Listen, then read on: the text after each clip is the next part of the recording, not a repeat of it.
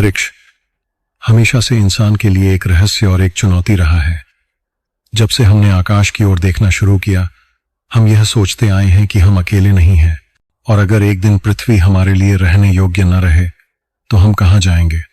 आज विज्ञान हमें दो बड़े विकल्प दिखाता है, मंगल और टाइटन। मंगल हमारे अपने सौर मंडल का चौथा ग्रह और टाइटन शनि का सबसे बड़ा चंद्रमा। दोनों ही हमें आकर्षित करते हैं, लेकिन दोनों में ही चुनौतियां हैं।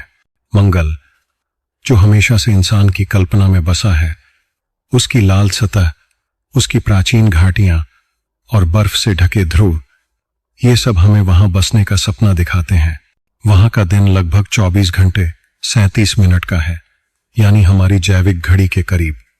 यह हमें वहां रहने के लिए अनुकूल लगता है, लेकिन वहां का पतला वातावरण, जिसमें 95% कार्बन डाइऑक्साइड है, सांस लेने के लिए घातक है।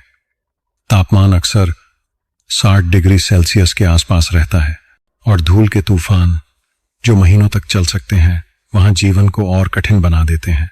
दूसरी ओर टाइटन, जो पृथ्वी के बाहर एकमात्र ऐसी जगह है जहां सतह पर स्थायी रूप से तरल मौजूद है, लेकिन यह पानी नहीं बल्कि तरल मीथेन और एथेन की झीलें हैं। टाइटन का मोटा वायुमंडल, जो नाइट्रोजन से भरपूर है, हमें कुछ हद तक विकिरण से बचा सकता है। वहां का तापमान 179 डिग्री सेल्सियस है, यानी अत्यधिक ठंड, लेकिन वहां की रासायनिक संरचना हमें एक प्रीबायोटिक दुनिया की झलक देती है, जहां जीवन की शुरुआत जैसी स्थितियां मौजूद हैं। अगर हम मंगल पर बसने की बात करें तो वहां का पास होना हमारे पक्ष में है।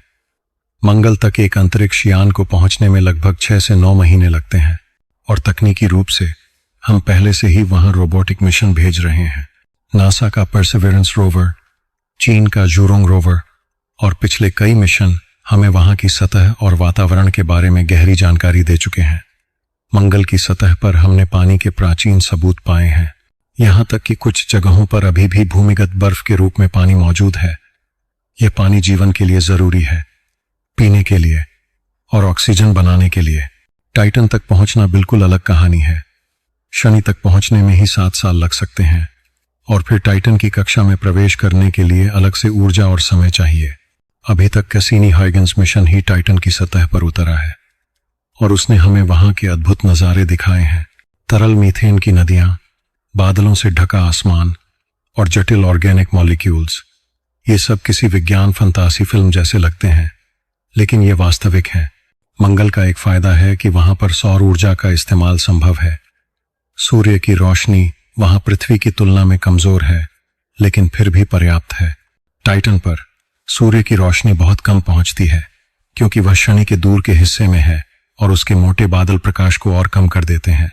इसका मतलब यह है कि टाइटन पर ऊर्जा के लिए हमें परमाणु रिएक्टर या किसी और वैकल्पिक स्रोत पर निर्भर रहना पड़ेगा।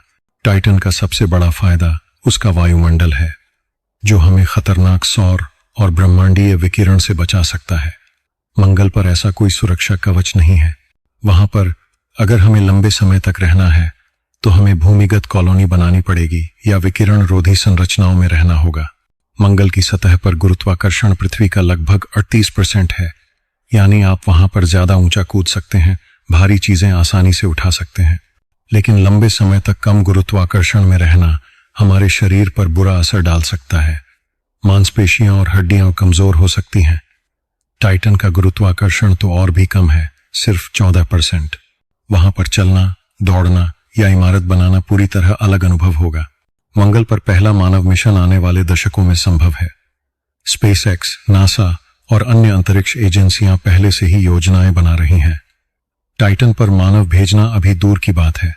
वहां के लिए हमें पहले और उन्नत प्रणोदन तकनीक, जीवन समर्थन प्रणाली और संसाधन निकालने की तकनीक चाहिए। अगर इंसान को अगले 50 सालों में एक दूसरा घर चाहिए तो मंगल स्पष्ट विकल्प लगता है, लेकिन अगर हम बहुत लंबे भविष्य की सोचें और जीवन के नए रूपों को खोजने की चाहत रखें तो टाइटन हमारे लिए एक रहस्यमय द्वार हो सकता है। अब सवाल यह है, हम कहां जाएंगे? मंगल, जो हमें अपेक्षाकृत जल्दी और आसान पहुंच देता है, या टाइटन, जो हमें एक अनोखी और पूरी तरह अलग दुनिया देता है?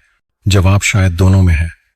मंगल हमारा पहला कदम होगा और टाइटन हमारी दूर की मंजिल।